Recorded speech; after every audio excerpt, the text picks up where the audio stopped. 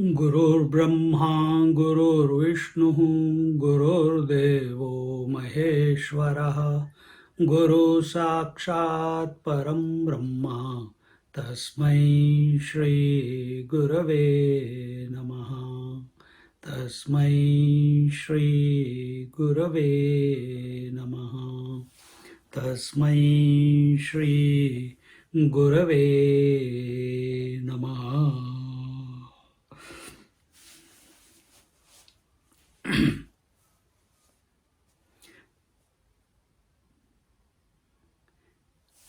When it comes to meditation, we think of goodness, we think of virtues, we think of God, we think of mantras, we think of breath, and all this requires an objective engagement with each one of them. You see? And wherever there is objective engagement, there realization or even meditation is not possible. With objective engagement, the maximum you can get into is Savikalpa Samadhi, which may to some qualified ones lead to Nirvikalpa. But is that the goal of life, to get into Samadhi? Is that our goal? Oh, Swamiji, we can't even get Savikalpa Samadhi, so yes, it is a very great goal. At least we move in that direction, then good, keep going. We are not saying that stop it, continue, no doubt. But one must be clear that what is that ultimate engagement wherein we as a personality, we as an individuality, we as a specific person, specific consciousness, completely dissolve.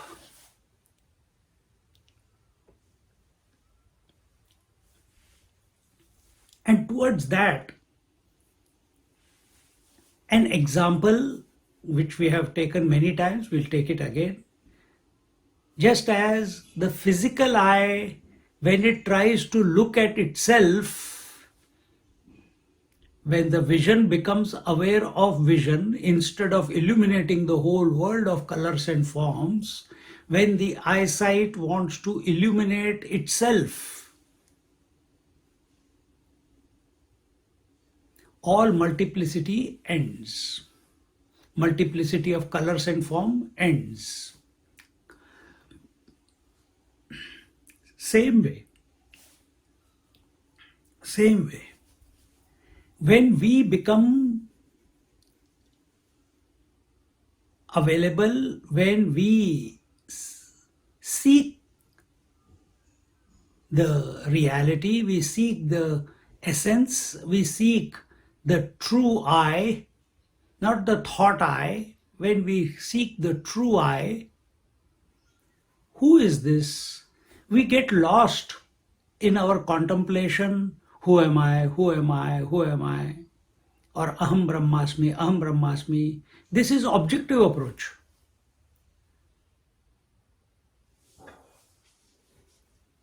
If you are remaining only at the question level, who am I, without answering that question, then you are only mechanically thinking, who am I? Aham Brahmasmi, Aham Brahmasmi. Just by chanting Aham Brahmasmi by the mind, nothing is going to happen. Behind that, what that statement connotes, what that statement, this I, not I as the thought, but I as the uh, pure consciousness, Aham Brahmasmi, I am Brahman, is not other than, is equal to the infinite consciousness, the total, infinite, not total, infinite consciousness. What is the impact of that statement? Will the impact of the statement reveal itself if you repeat it many times? If you keep, I am hungry, I am hungry, I am hungry, I want food, I want food, I want food, if you keep repeating it, is it going to, uh, is your hunger going to be satiated?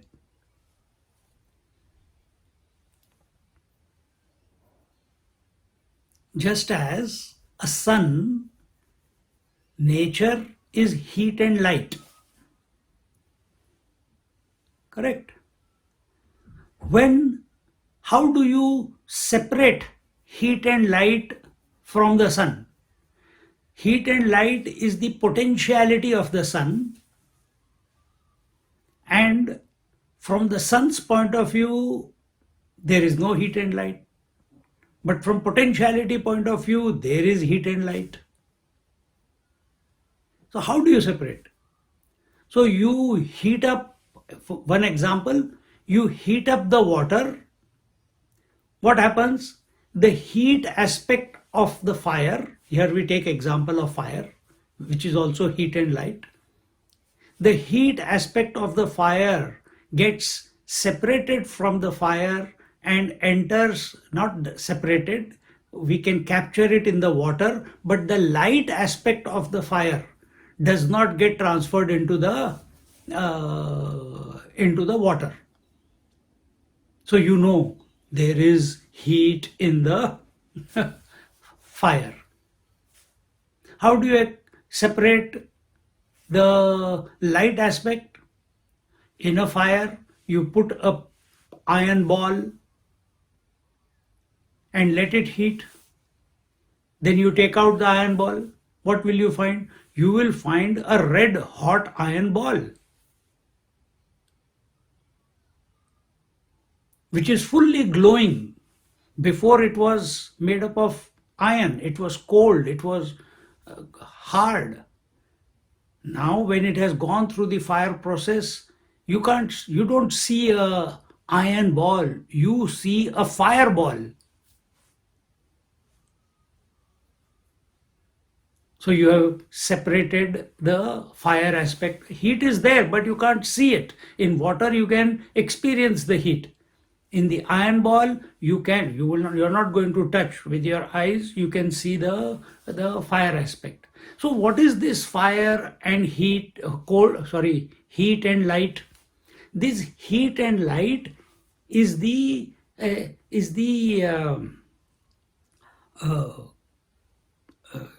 the is the potentiality within the fire. This potentiality, fire is one, but its potentiality is heat and light. Similarly, you are one, the pure consciousness. What is your potentiality? Your potentiality is the mind. Your potentiality is the sentiency. Your potentiality, where is the potential? How is the potentiality expressing? It's expressing as life.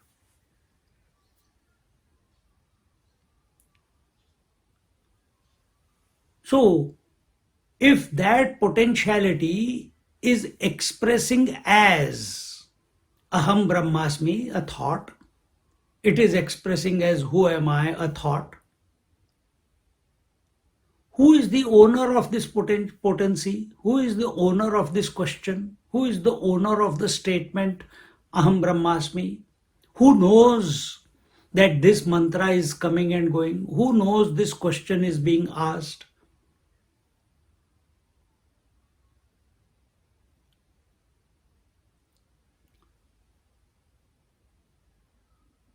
when our attention goes to that person, to that entity, to that, can't even use the word entity, to that, in spite of the question, in spite of the mantra, with faith, with reverence, with respect, with commitment, with focus, a relaxed focus,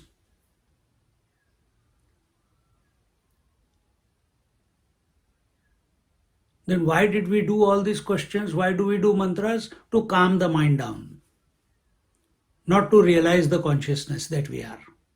Once the mind is calmed, when you ask these questions or when you are chanting the mantras,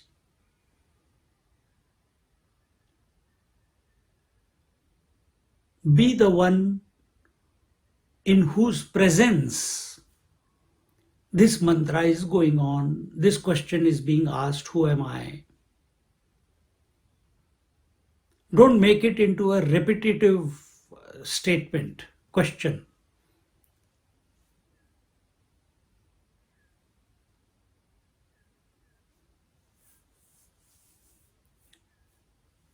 Mere repetition is like a tape recorder repeating, who am I, who am I, who am I, who am I, who am I, who am I. Nothing is going to happen. If a subjective approach is not there. The eyes, which were objective, their nature is objective, but they leave the objectivity and focus on the subject. Who am I? What is this vision? Where is this capacity to illuminate all the colors and forms coming? And in that approach, all multiplicity dissolves. Same thing you can do with the eyes, same thing you can do with the nose. Siddhi aa jayegi. Huh? Same thing we can do with the mind also. Mind is not equal to you. Mind is only an instrument where thoughts are coming and going, and you have employed it to ask pertinent questions. You have employed the mind to repeat the holy mantras. And once a sufficient amount of calmness in the mind has come about, then separate. Now the time has come to separate yourself from the mind. This is the initial step. You cannot go without it.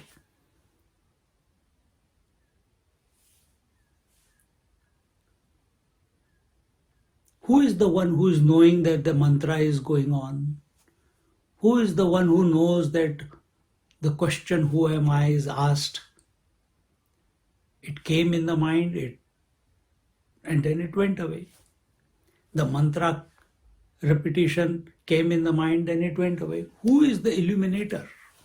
When our attention goes to that conscious principle, that is our true nature.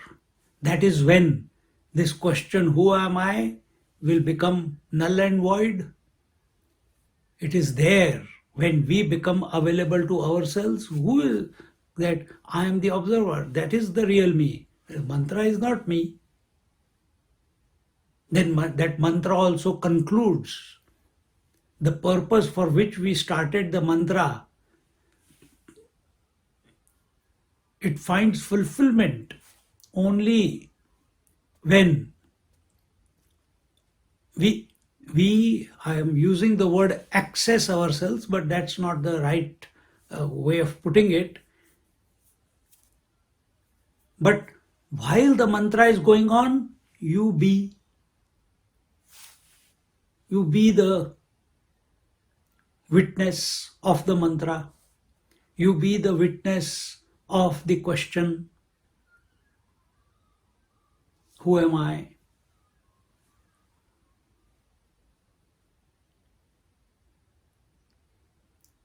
And when your attention, now this witness does not have a form, this witness does not have any quality, this witness by nature is infinite, this witness is by nature self-illuminating. This witness by nature is Satchidanand Swarup. Now see, all that this witness is, how did I explain its qualities? Through the mind. This has to stop. Then why do we use all these fantastic words to explain the witness or the witnessing consciousness? So that our mind becomes aspires to merge into that infinite.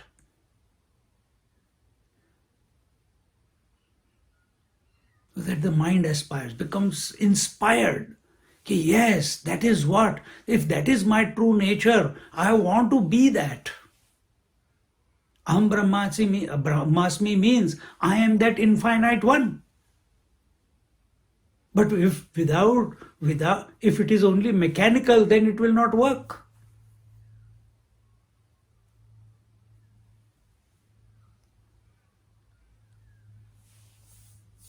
Understanding has to come. And that understanding is that I am the infinite consciousness. And the moment we, just as the eyes became attentive of the eyes, same way, when the one who is seeking, the one who is chanting, the one who is questioning who am I, when he becomes available to the eternal witness that he is, who knows? Full stop. Don't ask the question after that. No answer must come forth in the mind. And even if it is coming, you remain the undisturbed presence. That is the culmination. See? That is the culmination. This is the way.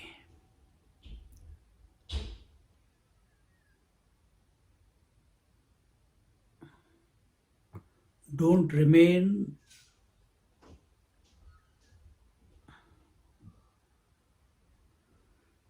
I shouldn't say don't remain. Initially, make your mind single-pointed. That single-pointedness must bring about stillness in the body, stillness in the breath, slow and shallow breath. The flutter of activity of thoughts in the mind is to a large extent settled.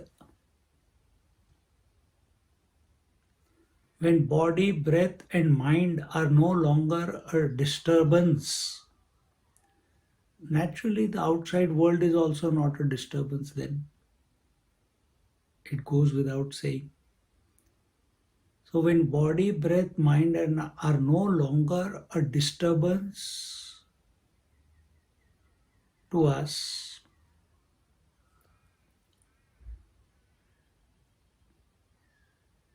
that's the moment.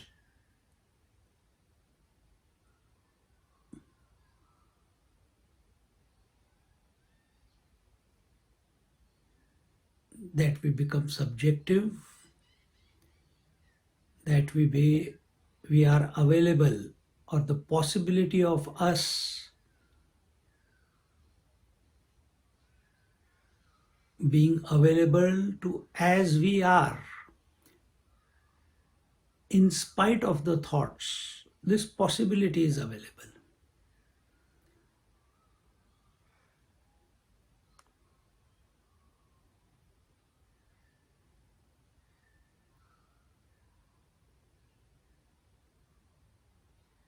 And in that subjective approach, which is independent of the thought,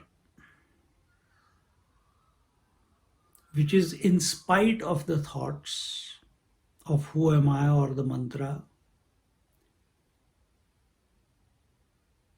the mind concludes. The mind becomes silent. All the thought waves in the mind come to a rest. And all that remains is the eternal witness, is the essence, is the pure consciousness.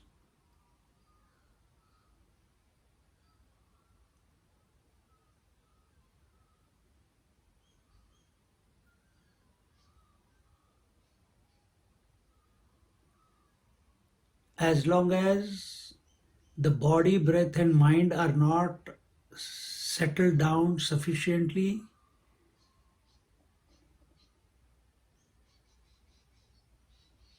no, till then, what we have just said might not click. For body, breath, mind to settle down sufficiently,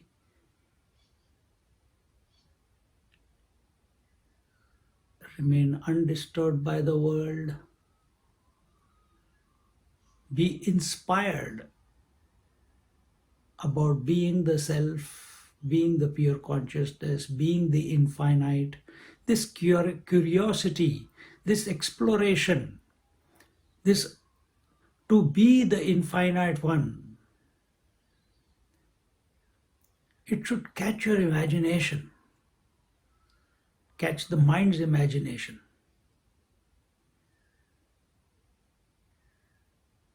Then and then alone, there will be a possibility to come out of the gravity of body, breath, and mind.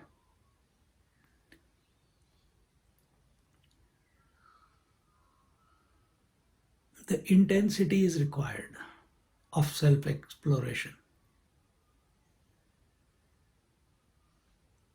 Initial stages.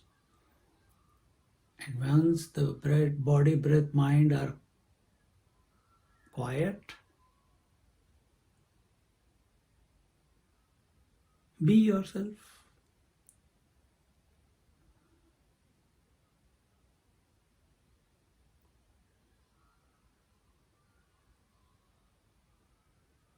And you were always yourself, only imagining to be the thinking person. Jump out of the mind into being the witness.